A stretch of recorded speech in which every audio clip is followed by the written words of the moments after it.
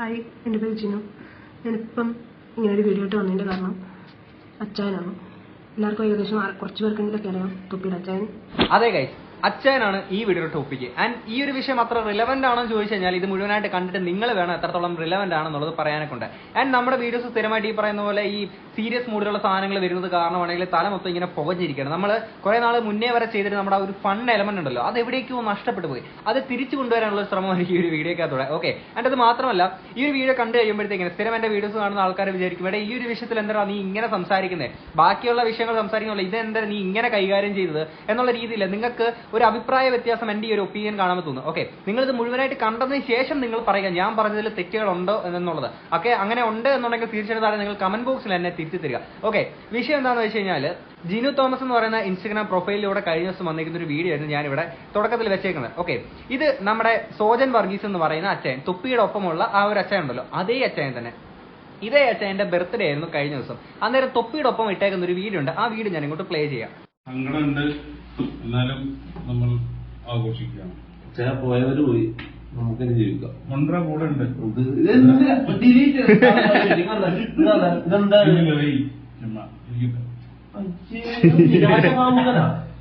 ആശയുണ്ടെങ്കിലല്ലേ നിരാശ. ഓക്കെ, ഇതില് അച്ചായ പോയവര് പോയി, പിന്നെ എന്തിനാണ് അതും പിടിച്ചോണ്ടിരിക്കുക എന്നുള്ളതാണ് തൊപ്പി തന്നെ ചോദിക്കുന്നത്. അപ്പം അച്ചായൻ എങ്ങനെ പോയവര് പോയി എന്ന് പറഞ്ഞു നിൽക്കാനെ കൊണ്ട് അച്ചായന് താല്പര്യമില്ല. അപ്പം പ്രണയിക്കുന്നയോ സൗഹൃദമോ അല്ലെങ്കിൽ സഹോദരി ബന്ധമുള്ള ആരെങ്കിലും ആയിരിക്കാം ഇയാളുടെ ഒപ്പം ഉള്ളത്. ഓക്കെ, അങ്ങനെ ഈ ബർത്ത്ഡേ ദിവസം ഇദ്ദേഹമാണെങ്കിൽ 2 ഇൻസ്റ്റാഗ്രാം സ്റ്റോറി ഇട്ടു. അതിനെ കുറിച്ചിട്ടാണ് ഈ ഒരു വീഡിയോ മുഴുവനായിട്ട് നമ്മൾ സംസാരിക്കുന്നത്. ഇനി ആ ലേഡി പറയുന്ന കാര്യങ്ങളിലേക്ക് അതിന്റെ ഒപ്പം തന്നെ ആ ഒരു ഇൻസ്റ്റാഗ്രാം സ്റ്റോറി കൂടെ നമുക്ക് ഇങ്ങോട്ട് വെക്കാം. ഇവിടെ വേറെ പേരൊന്നും ആരുടെ പേരിലൊന്നും മെൻഷൻ ചെയ്യാൻ താല്പര്യമില്ല. പക്ഷെ ഞാൻ അറിയാൻ വേണ്ടിയിട്ട് ഞാനങ്ങനെ പറഞ്ഞതാണ്. എനിക്കിങ്ങനെ ഒരു വീഡിയോ ഇടാനും താല്പര്യം ഉണ്ടായിട്ടില്ല.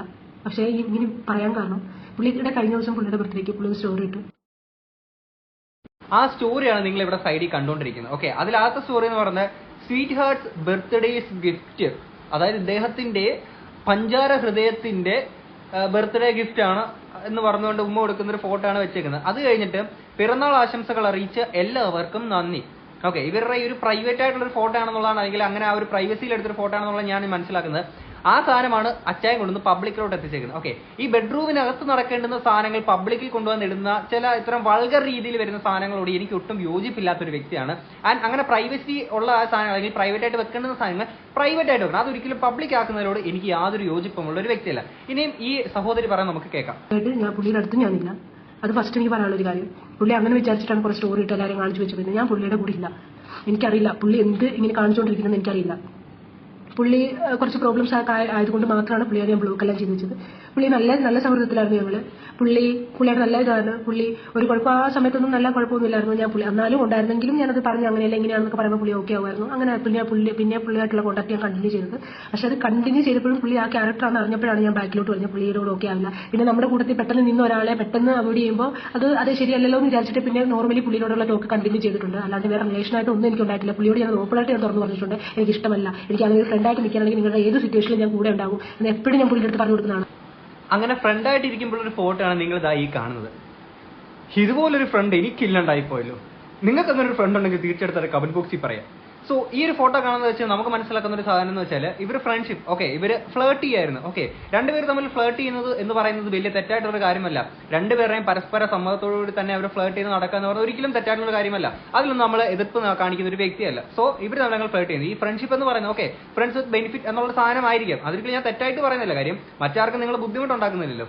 ഇനി ബാക്കി പറഞ്ഞാട്ടെ. നോർമലി ടോക്ക് എല്ലാം ഉണ്ടായിരുന്നു. പുള്ളി എന്നെ നല്ല രീതിയിൽ ഹെൽപ്പ് ചെയ്തിട്ടുണ്ട്, ഫിനാൻഷ്യലി നല്ല രീതിയിൽ ആ സമയത്തൊക്കെ ഹെൽപ്പ് ചെയ്തിട്ടുണ്ടായിരുന്നു.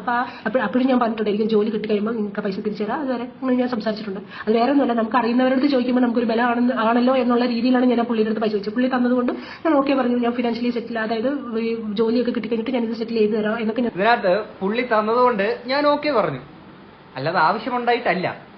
നാളെ ചോദിച്ചോടെ എന്തെങ്കിലും ഉണ്ടാവില്ല എന്ന് ഞാൻ സംസാരിച്ചിട്ടാണ് പുള്ളിയുടെ പൈസ എല്ലാം വാങ്ങിച്ചത്. പക്ഷെ അതിന്റെ ബേസിൽ എനിക്ക് പുള്ളി പറയുന്നതെല്ലാം കേട്ട് അനുസരിച്ച് നിന്നും ടോർച്ചറിന് കേൾക്കേണ്ട കാര്യം എനിക്കില്ല. അത് സത്യമായിട്ടുള്ള കാര്യമാണ്. ഒരാളുടെ കയ്യിൽ നിന്ന് കടം വാങ്ങിച്ചിട്ട് തിരിച്ചു കൊടുക്കാൻ പറ്റാത്തതിന്റെ പേരിൽ അയാളിൽ നിന്നുള്ള ടോർച്ചർ അല്ലെങ്കിൽ അയാൾ പറയുന്ന എല്ലാ കാര്യങ്ങളും അനുസരിക്കേണ്ട ഒരാവശ്യവും നമുക്കില്ല. പിന്നെ അതേപോലെ തന്നെ ഒരാളിൽ നിന്ന് കടം വാങ്ങിച്ചു കഴിഞ്ഞാൽ ബെറ്റർ അത് തിരിച്ചു കൊടുക്കാൻ പറ്റുന്ന ഉറപ്പുണ്ടെങ്കിൽ മാത്രമല്ല നമ്മൾ വാങ്ങിച്ചു കഴിഞ്ഞാൽ കൃത്യസമയത്ത് നമ്മൾ തിരിച്ചു കൊടുക്കുക. ഓക്കെ, പിന്നെ ഈ കടം കൊടുക്കുന്ന ആൾക്കാർ ഓക്കെ നിങ്ങളുടെ ബന്ധങ്ങൾക്കിടയിൽ ഈ ഒരു പൈസ വലിയൊരു വിള്ളൽ വീക്കുമെന്ന് ഉറപ്പുള്ള ആൾക്കാർ ദയവ് ഇത് കടം കൊടുക്കാണ്ടിരിക്കുക. നിങ്ങൾ എന്തെങ്കിലും ഉടായി പറഞ്ഞു ഒഴിയുക. പിന്നെ ഈ അച്ചായന്റെ കാര്യം പറയുമ്പോഴത്തേക്കും അന്ന് ഫസ്മിനെ ആണെങ്കിൽ ഇദ്ദേഹത്തിന്റെ അമ്മയ്ക്ക് ഹോസ്പിറ്റലൈസ്ഡ് ആയിട്ട് കിടന്നപ്പോഴത്തേക്കിന് സഹായിച്ചുകൊണ്ട് അല്ലെങ്കിൽ സഹായിക്കുന്ന രീതിയിൽ ഒരു വീഡിയോ ഇട്ടില്ല എന്ന് പറഞ്ഞുകൊണ്ട് ഒരു വീഡിയോ യൂട്യൂബിൽ ഇട്ടിട്ട് സെന്റ് ബീജം ഒക്കെ അടിച്ചിട്ടിട്ട ഒരു വ്യക്തിയാണ് അച്ചായൻ എന്ന് പറയുന്നത്. ഓക്കെ, എന്തായാലും ബാക്കിയും കൂടെ കേൾക്കാം. ഇപ്പം നമ്മളൊരു നല്ല സൗഹൃദത്തിലായിട്ടുള്ള എങ്ങനെ ഇഷ്ടത്തിലാണ് ഇരിക്കുന്ന സമയത്താണെങ്കിലും നമ്മളെല്ലാവരും നമ്മൾ പരസ്പരം ഇഷ്ടപ്പെടുന്നവരാണ്. നമ്മൾ എല്ലാ കാര്യങ്ങളും തുറന്ന് സംസാരിക്കും, നമ്മുടെ പേഴ്സണൽ കാര്യം. അതിന് നമ്മളെല്ലാവരും ഒരു വിശ്വാസം കൊടുക്കുന്നതാണ്. അതിപ്പോൾ അത് വലിയ തെറ്റാണെന്ന് എനിക്കത് മനസ്സിലായി. അതുകൊണ്ടാണ് നമ്മൾ ഓരോ കാര്യം അവരുടെ തുറന്നു പറയുന്നത്. അതിപ്പോൾ പിണങ്ങുമ്പോൾ വേറൊരു രീതി, മിണ്ടുമ്പോൾ നമ്മൾ സ്നേഹത്തോടെ ഇപ്പോൾ എല്ലാവരും ഇരിക്കുന്ന സമയത്ത് വേറൊരു രീതി. അതെങ്ങനെയാണെന്ന് എനിക്കറിയില്ല. എനിക്ക് അങ്ങനെ ചെയ്യാൻ അറിയത്തില്ല. അവർക്കൊക്കെ അത് ചെയ്യാൻ സാധിക്കും. അതിന്റെ പ്രൂഫാണല്ലോ ഇപ്പോൾ കാണിച്ചത് പുള്ളി. അല്ല, ഇപ്പൊ ഇങ്ങനെ ഒരു സ്റ്റോറി ഇട്ടത് പിണക്കത്തിന്റെ പേരിലാണോ അതോ ഇണക്കത്തിന്റെ പേരിലാണോ? അതായത് പിണക്കത്തിന്റെ പേരിലാണെങ്കിൽ ഇങ്ങനെ ഒരു സ്റ്റോറി ഇട്ടിരിക്കുന്നത് ഇവർ തമ്മിൽ ഇങ്ങനെ ആ പ്രൈവറ്റ് ഉള്ള ഒരു ഫോട്ടോ നാണം കെടുത്താൻ വേണ്ടിയിട്ടാണോ? അതെന്താ എനിക്ക് മനസ്സിലായില്ല. അങ്ങനെ നാണം കെടുത്താൻ വേണ്ടിയാണെങ്കിൽ ഭയങ്കര മോശമായിട്ടൊരു കാര്യമാണ്. ബാക്കിയും കൂടെ കേൾക്കാം. പുള്ളി ഇപ്പം അങ്ങനെ ഇട്ടത് കാരണം എനിക്ക് ഒത്തിരി ടോർച്ചറിങ് ഉണ്ടായിരുന്നു. പുള്ളി കുറെ പേര് ടാഗ് ചെയ്ത് മെൻഷൻ ചെയ്ത് അവരെല്ലാവരും എനിക്ക് ഷെയർ ചെയ്ത് തന്നു. എന്താണിതെന്ന് ചോദിച്ചിട്ട് ഞാൻ സത്യം പറഞ്ഞാൽ എനിക്കറിയില്ല. എന്റെ ഇത് ഇഷ്ടപ്രകാരമോ അല്ലെങ്കിൽ ഞാൻ ഇട്ട സ്റ്റോറിയോ അല്ല അത്. പുള്ളി തന്നെ മെൻഷൻ ചെയ്ത് പുള്ളി ഇട്ടിരിക്കുന്ന കാര്യമാണ്. ഞാനല്ല അതിനകത്ത് ഒന്നും ചെയ്തിരിക്കുന്നത്, ഞാനല്ല. അതാണ് എനിക്ക് ഫസ്റ്റ് പറയാനുള്ളത്. പുള്ളി എല്ലാവരും വിളിച്ചിട്ട് ആവശ്യമില്ലാത്ത പല ടോർച്ചറിങ് നടത്തുമ്പോഴും ഞാൻ പല പ്രാവശ്യം ഇതുപോലെ എന്റെ ഫ്രണ്ട്സിന് ഒരുപാട് പേരെ വിളിച്ച് ഇങ്ങനത്തെ ആവശ്യമില്ലാത്തതൊക്കെ സംസാരിക്കുമ്പോൾ ഞാൻ പറഞ്ഞിട്ടുണ്ട്, ഇത് ചെയ്യരുത്, ഇത് റിപ്പീറ്റ് ചെയ്യരുതെന്ന് ഞാൻ ഒരുപാട് പ്രാവശ്യം പറഞ്ഞിട്ടുണ്ട്. പക്ഷെ അപ്പോഴും പുള്ളി അത് കാര്യമാക്കിയിട്ടില്ല. അതുള്ള കാര്യമാണ് കേട്ടോ. നിങ്ങളിപ്പോ ഏത് ബന്ധം ആയിക്കോട്ടെ, ഒരാൾക്ക് അത് താല്പര്യമില്ല, ഒരാളെ വലിച്ചഴിച്ചു കൊണ്ടിട്ട് പിന്നെ ഇങ്ങനെ ചെയ്യുന്ന പരിപാടി, അതായത് ആ ഒരു വ്യക്തിക്ക് താല്പര്യമില്ല എന്ന് പറഞ്ഞിട്ടുണ്ടെങ്കിൽ പിന്നീട് നമ്മളത് ചെയ്യാണ്ടിരിക്കുക എന്നുള്ളതാണ് ദ ബെറ്റർ വേ. പിന്നെ അത് ചെയ്യുന്നത് ഭയങ്കര മോശമായിട്ടുള്ളൊരു കാര്യമാണ്. ഓക്കെ, എനിക്കിപ്പോ എന്നിട്ട് എന്ത് ചെയ്യാൻ പറ്റും? പുള്ളി ഇടുന്നതിനകത്ത് പുള്ളിയുടെ അക്കൗണ്ടിൽ കയറിയിട്ട് എനിക്ക് എന്ത് പറയാൻ പറ്റും? അല്ല, ഇവിടെ കോടതി നിയമവും പോലീസ് സ്റ്റേഷനും ഒക്കെ ഉണ്ട്. നിങ്ങൾക്ക് ഈ പറയുന്ന പോലെ നിങ്ങൾക്ക് ബുദ്ധിമുട്ടുണ്ടാക്കുന്ന രീതിയിൽ നിങ്ങളുടെ സമ്മതമില്ലാതെ ഇത്തരം കാര്യങ്ങൾ ഇടുന്നു എന്ന് പറഞ്ഞുകൊണ്ട് നിങ്ങൾക്ക് എന്തുകൊണ്ട് ഒരു കംപ്ലൈന്റ് കൊടുത്തുകൂടാ? സോഷ്യൽ മീഡിയയിൽ വന്നിട്ട് കിടന്ന് കരഞ്ഞ് മെഴുകിക്കൊണ്ടിട്ട് നിങ്ങൾ ആലോചിക്കുക. ഓക്കെ, ഇവർ തമ്മിൽ പ്രശ്നങ്ങളുണ്ട്. ഓക്കെ, ഈ ഒരു സാധനം പറയുന്നത് ഓക്കെ ഞങ്ങൾക്ക് തമ്മിൽ ഞാൻ എന്റെ അറിവോടുകൂടിയല്ല അയാൾ ഇടുന്നതെന്ന് 4 ആളെ അറിയിക്കാൻ വേണ്ടിയിട്ടാണോ? അതല്ല, നിങ്ങൾക്ക് അവിടെ അയാൾ സ്റ്റോപ്പ് ചെയ്യണം എന്നുള്ളതാണെന്നുണ്ടെങ്കിൽ നിങ്ങൾ എന്താണ് ചെയ്യേണ്ടത്? നേരെ പോയി പോലീസ് സ്റ്റേഷനിൽ പോയിട്ട് ഒരു കംപ്ലൈന്റ് കൊടുക്കുക. ഇയാൾ എന്റെ സമ്മതമില്ല ഇത്തരം കാര്യങ്ങളൊക്കെ ചെയ്യുന്നതെന്ന് പറഞ്ഞുകൊണ്ട് കംപ്ലൈന്റ് കൊടുക്കുക. അതല്ലാതെ ഇവിടെ വന്നിട്ട് സോഷ്യൽ മീഡിയയിൽ കിടന്ന് കരഞ്ഞു വിളിച്ച് പറഞ്ഞിട്ട് എന്താണ് കാര്യം? മാറ്റി നിർബന്ധിച്ച് എനിക്ക് പറയാൻ പറ്റത്തില്ല. അപ്പോഴും അതിന്റെ പേരിൽ ഞങ്ങൾ കുറെ ഷൗട്ട് ചെയ്തു, അങ്ങനെ ഇടരുതെന്ന് പറഞ്ഞിട്ട് കുറെ ഷൗട്ടിങ് ഉണ്ടായിട്ടുണ്ട്. എന്നിട്ടും പുള്ളി അത് വകവയ്ക്കാതെ കുറെ വീഡിയോസ് അങ്ങനെ അല്ലാണ്ട് ഈ ഓരോ നമ്മൾ പുറത്ത് പോകുന്നത് അങ്ങനത്തെ വീഡിയോസ് ഒക്കെ ആയിട്ടിട്ടുണ്ട്. ഇത് കേൾക്കുമ്പോൾ കുറെ ആൾക്കാർ വിചാരിക്കും നീ അവന്റെ കൂടെ പോയിട്ടല്ലേടി അവൻ അങ്ങനെ ചെയ്യുന്നുള്ള.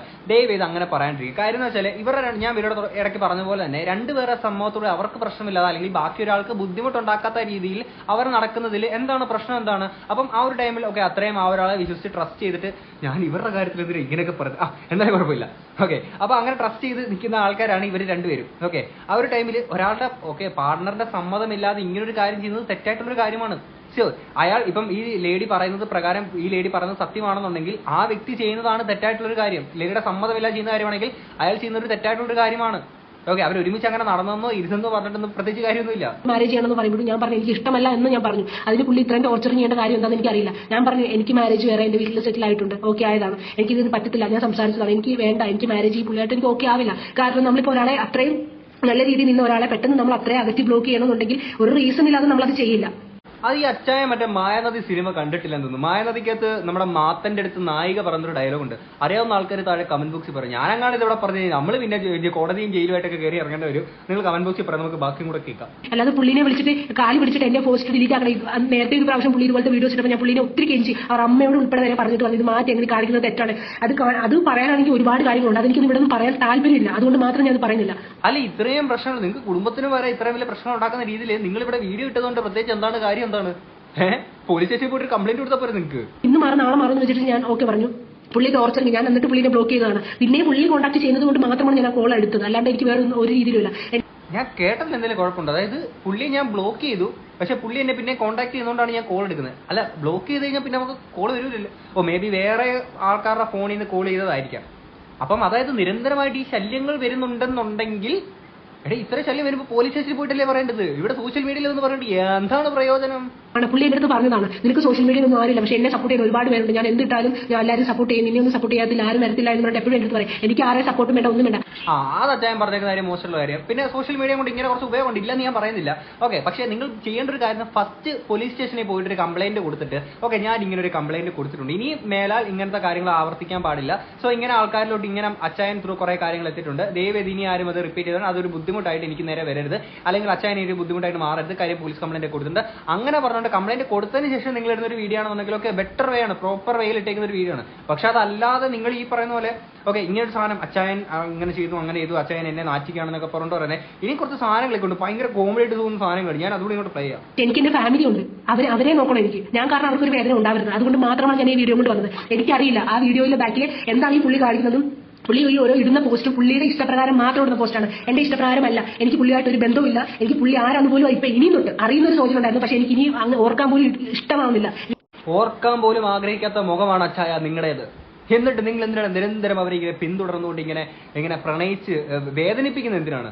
നിങ്ങളുടെ പ്രണയം അവർക്കതൊരു വേദനയായിട്ട് മാറുകയാണ്. നിങ്ങൾ ഇനി അങ്ങനെ ചെയ്യാണ്ടിരിക്കുക. പിന്നെ ഇല്ലാത്ത കാര്യത്തിന് ആരും എന്നെ നിർബന്ധിച്ചിട്ട് ഒരു കാര്യമില്ല. എനിക്കിനി മാരേജ് എന്റെ ഫാമിലി എല്ലാം കൂടെ എനിക്കൊന്നും ഇതാക്കിയിട്ടുണ്ട്. ഞാൻ ആ ഒരു ലെവലായിട്ട് ഞാൻ പോകും. എനിക്ക് എന്റെ ലൈഫ് സെറ്റിൽ ആകാനാണ് എനിക്ക് ഇഷ്ടം. എനിക്കല്ലാതെ ഇങ്ങനെ ഇനി കറങ്ങി നടക്കാനോ അല്ലെങ്കിൽ ഫ്രണ്ട്സിന്റെ കൂടെ ഇങ്ങനെ ചില്ലടിച്ച് നടക്കാനോ എനിക്ക് ഇൻട്രസ്റ്റ് ഇല്ല. എനിക്കൊരു ഫാമിലി ആയിട്ട് പോകാനാണ് എനിക്ക് താല്പര്യം. അതെ അച്ചായ, നിങ്ങളുടെ കാര്യം മനസ്സിലാക്കുക. ഇപ്പൊ നേരത്തെ ഞാൻ പറഞ്ഞ പോലെ മായാനദി സിനിമ നിങ്ങൾ ബെറ്റർ കാണുക.